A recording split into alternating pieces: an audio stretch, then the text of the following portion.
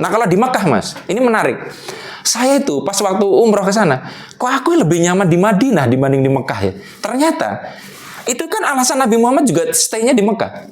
Di Madinah, sorry. Dan ketika Nabi Muhammad itu memutuskan mau tinggal di mana kan kalau nggak salah koreksi ya, itu kan untanya yang disuruh untuk mendeteksi. Karena unta itu salah satu hewan yang peka dengan energi itu. Di mana untanya nyaman duduk, disitulah. Waktu di Raudhah itu di Madinah, saya tuh lebih nyaman sholat di situ malahan sebenarnya. Nah, maksud saya adalah itu kan titik-titik yang secara netral energinya besar. Nah, persoalannya kalau kita melakukan ritual di situ, lalu kita menyebut nama iblis, ya itu jadi sihir, Mas. Tapi kalau kita di situ zikir, wirid, sholawatan, tahlilan di situ, ya nggak jadi sihir dong. Cuman jalur energi yang dipakai sama. Sekarang gini, Mas. Kalau Mas Habib ngomong apel gitu, coba apel. Anda ketika ngomong gitu kan paham pikirannya. Langsung mungkin muncul bayangan di benak Anda buah apel. Mungkin bisa apel warna merah atau hijau. Lalu Anda nanti rujukannya apel Malang, apel luar. Itu kan mengaktifasi imajinasi. Tapi coba ngomong gini Mas. Coba. Ayo coba ngomong gitu. Ayo gila. Apa yang muncul? Nggak ada kan? Nah ini jangan dikira ini mantra tingkat luar biasa. Jadi bayi itu sakti. Nggak ngerti tapi itu sakti itu. Jangan salah loh. Nah itulah sebabnya banyak orang salah mengira bahwa ya kata yang dipahami itu lebih dahsyat. Contohnya Allahu Akbar itu ngerti artinya, ya kan? Subhanallah, Anda ngerti artinya? Sekarang saya tanya Mas, alif lam mim artinya apa? Nggak ada. Kahaya ain sod, yasin, nggak ada kan? Itu justru powerful ayat itu. Sok, Anda wirid Allah. Setidaknya masih ada bayangan tentang Tuhan. Minimal mungkin huruf hijaiyahnya keluar. Subhanallah, maha suci. Mungkin Anda membayangkan kain putih, masih ada. Tapi coba, Yasin, nggak ada tuh gambaran apa-apa, karena nggak ngerti artinya. Paling kalau Yasin ingatnya tahlilan. Nah, mantra itu ketika menggunakan yang begitu dahsyatnya luar biasa, Mas. Cuman balik lagi sekarang mantra itu gimana? Sekarang gini, Mas. Kalau mantra Anda menemukan sebuah mantra dengan bahasa Arab, apakah itu ilmu putih? Terus Anda menemukan mantra dengan bahasa Romawi, apakah selalu ilmu hitam? Yang terjadi orang Indonesia karena berpikir yang Arab pasti Islam, yang Islam pasti baik, mengira bahwa kalau tulisannya Arab itu pasti adalah mantra baik. Loh, beberapa santet, beberapa itu kadang pakainya raja-rajanya pakai bahasa Arab loh, Mas. Itu kan serba kebalik semua sih sekarang. Iya, jadi inilah dia. Nah, sekarang gini. Kita bicara simbol misalkan, Mas. Kan kebanyakan sihir-sihir atau apa kan menggunakan simbol ya. Ya. Misalnya simbol gimana ya? Misalkan simbolnya wah. Kalau ditulis pakai darah, diludahi, kencingi. Orang akan menganggap ini cenderung sebagai sihir. Betul? Nah, bagaimana jika logo Tutwuri Handayani itu kita balik ke zaman prasejarah atau zaman Romawi kuno, kita mengukir Tutwuri Handayani yang logo SD itu di dinding piramida. Orang Mesir akan menganggap itu adalah mantra sihir. Logo RCTI gitu loh. Itu akan dianggap sebagai mantra sihir. Padahal itu hanya logo. Jadi apa yang penting dari sebuah mantra? Waktu membuat mantra itu ada intensinya.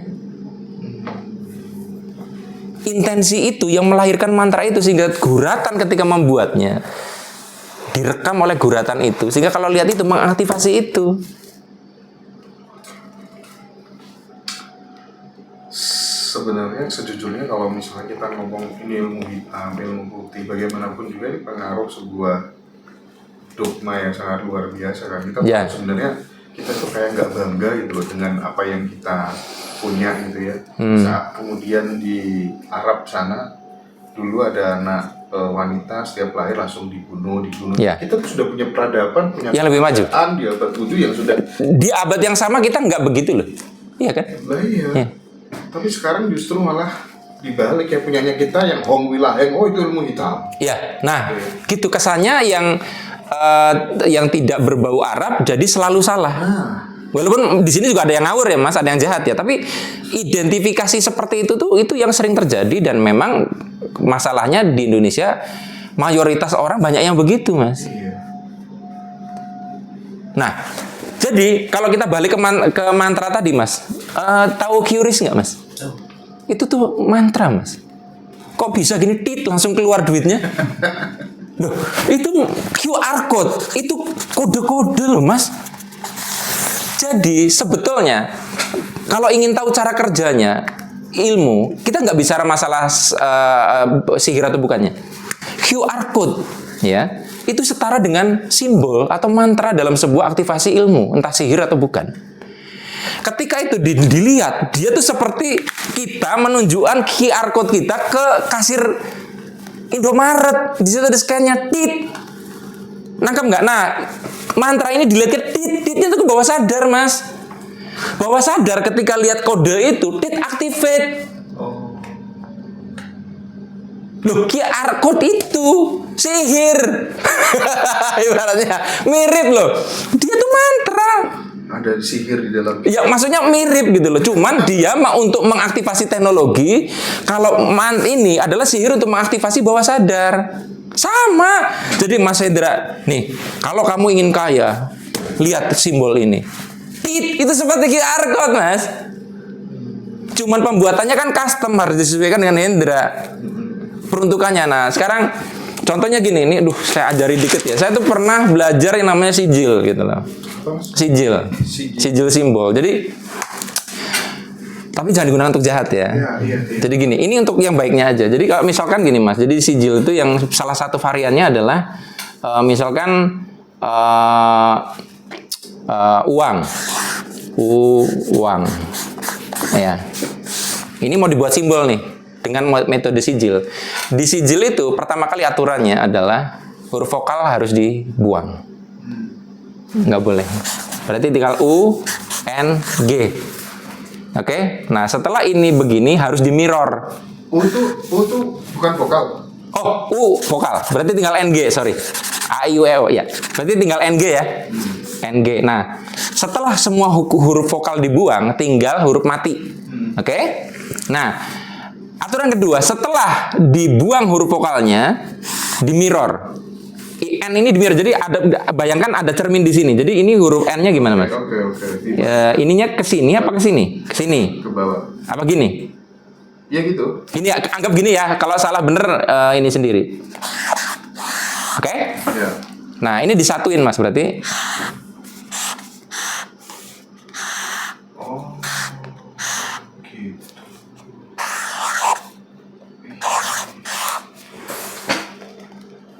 Lalu Mirror ya. ininya dibuat kecil-kecil. Misalkan ini di crop terus dibuat ini melingkari ini, tapi ini kecil dibenerin di sini. Iya. Ini mantra loh, Mas. Saya pernah ngetes ini berkali-kali ke istri saya dulu. Jadi waktu belajar itu kan aku orangnya explore. Yang tolong kamu sebutin kata yang pertama kali terlintas di pikiranmu ketika kamu lihat simbol ini. Terus aku tulis kayak gini. Set. Uang. Apa yang kamu dipikir? Uang. Terus misalnya KTK. Tak bikin simbolnya. Tunjukin. Munculnya itu. Artinya kan sebenarnya simbol itu adalah tombol aktivasi bawah sadar. Loh, saya nggak ngasih tahu ke istri saya. Keren. Nah, masalahnya adalah, maaf ya, misalnya nih, ini yang di TikTok, dia bisa ngikutin nggak? Bisa. Bisa ya teman-teman ya. Ada berapa Mas yang live? 444. Oke, ya. Jadi gini, misalnya ini kan kelihatannya baik nih, ya. Sekarang masalahnya adalah agak sedikit ini nggak apa-apa ya. Nggak apa-apa. Misalkan Mas punya orang yang dibenci, ya. Lalu gini, saya itu punya orang yang dibenci, tapi saya tidak mau, saya jadi pelakunya. Nah, saya bikin, misalkan orang yang saya benci namanya Joko, bunuh Joko.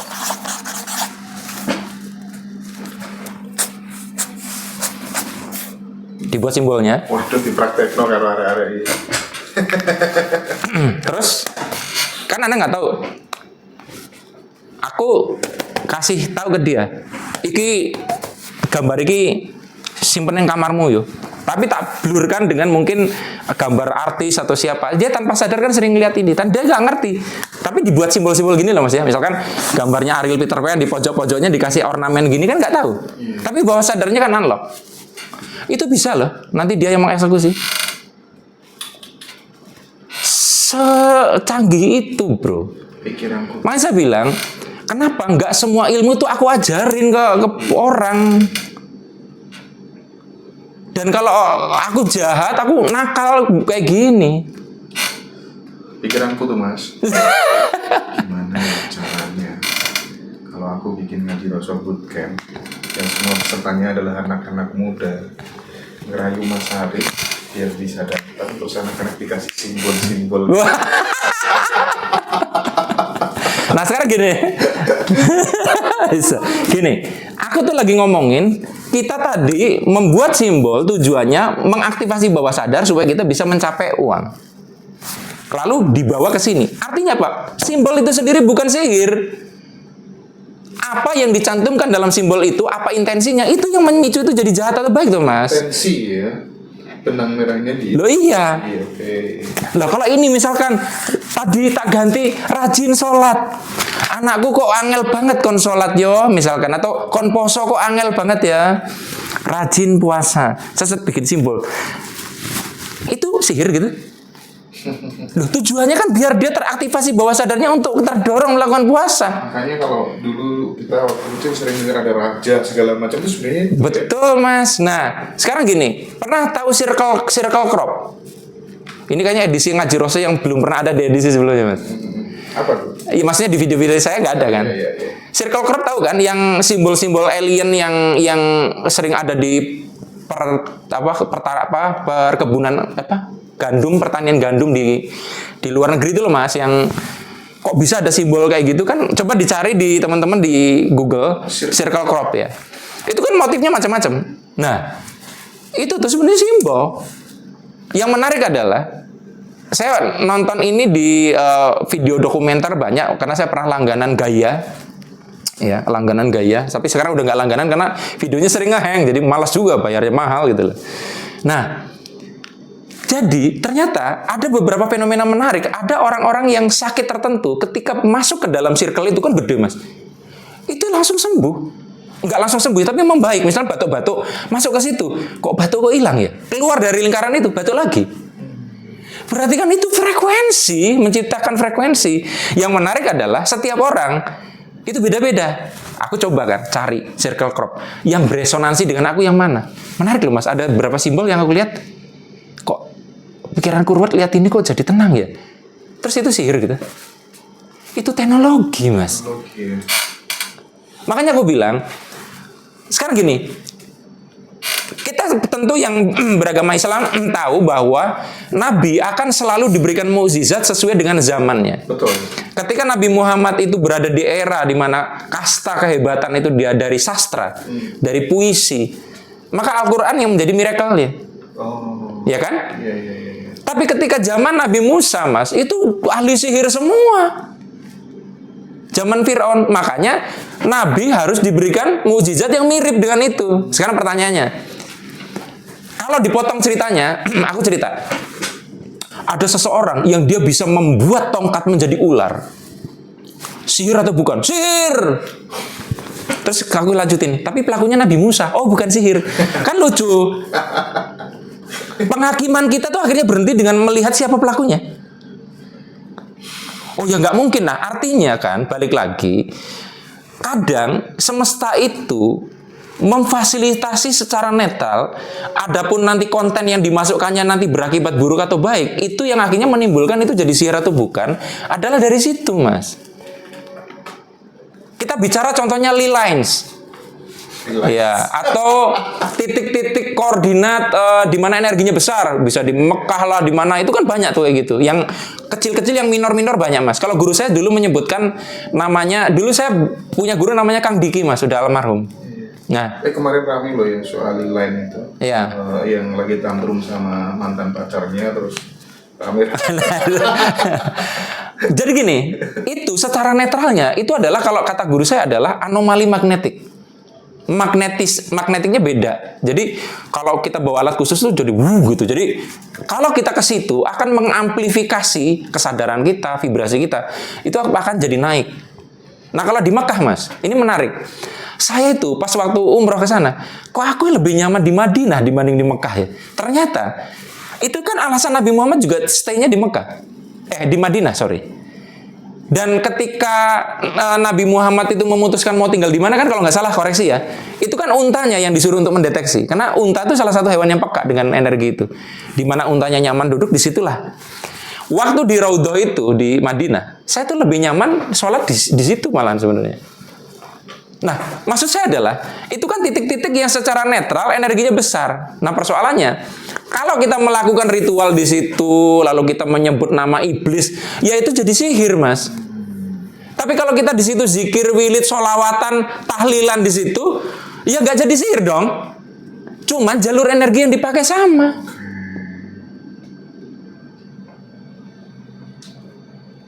Sekarang di sini, kalau kita nyalakan dupa, identiknya dengan mistik.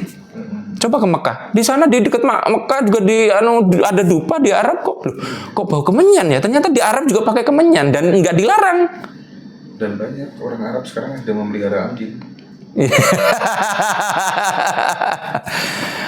Ya, ini Mas. Jadi kadang tuh orang konteksnya kadang suka kayak misalkan ada yang nanya, Mas Arif, apakah betul ya kalau kita melihara anjing itu menghalangi malaikat rezeki untuk masuk rumah? Terus aku bilang, aku nggak tahu sih, coba ditanyakan. Tapi cuman yang bikin aku heran, ada beberapa temenku melihara anjing, anjingnya aja harganya mahal banget.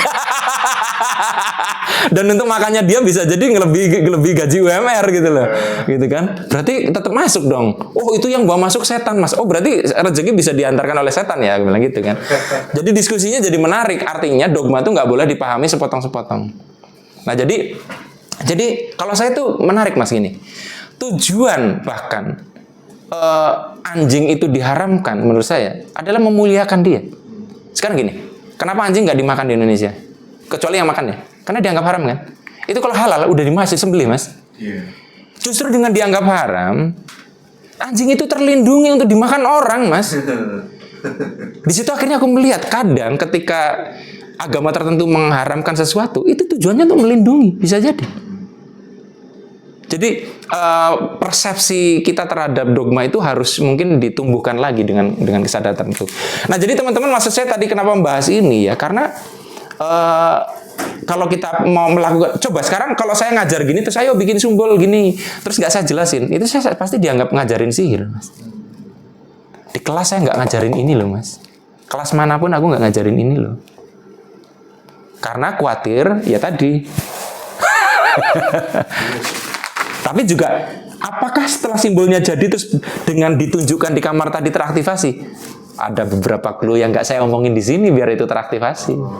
Oh ya, kalau dibuka di situ nanti jadi ada yang nonton dan dia jahat, repot, Mas. Tapi sebagiannya begini cara kerjanya. Ada variabel lain gitu ya. Ada. Nggak cuma satu, cuman setidaknya itu loh, Mas, bagaimana cara membuat simbol contohnya. Jadi prinsipnya ilmu yang ada di semesta ini mau dibilang hitam atau putih, sebenarnya kan netral ya. Tapi gara-gara intensi itu kan yang menyebabkan kontennya, iya. Jadi wadah semesta memberikan kabel, masalah itu nanti di dalamnya diisi konten buruk atau baik, ya dia netral aja, Mas. Gravitasi bahkan itu bisa jadi penjahat kalau kita gunakan untuk kita dorong orang, lalu sekarang gini, ada orang dari lantai 14 saya dorong, jatuh kan, Sekarang saya nanya, matinya karena saya atau karena gravitasi? Kalau Anda nuduh saya yang membunuh, loh kalau nggak ada gravitasi nggak mati itu. Bisa. Tapi kan nggak boleh kayak gitu cara berpikirnya. Cuci tangan dong. Ya udah tahu ada gravitasi efeknya gitu ya kamu jangan dorong. Cuman artinya bahkan gravitasi pun bisa membunuh. Nah, apalagi yang lain-lain model sihir dan sebagainya. Tapi kalau tadi kita sempat ngomong soal atensi, Koneksi, intensi. Itu yang lebih powerful itu fokus perhatian atau kekuatan intensinya, kekuatan niatnya. Saya melihat kalau boleh saya memilih mana yang paling kuat. Paling kuat itu niat, Mas. Niat itu karena gini, ketika Anda mau memberi atensi pun kan niat memberi atensi. Niat itu yang membuat Anda melakukan atensi. Jadi niat itu yang mengarahkan atensi, mengoreksi atensi, menguatkan atau melemahkan.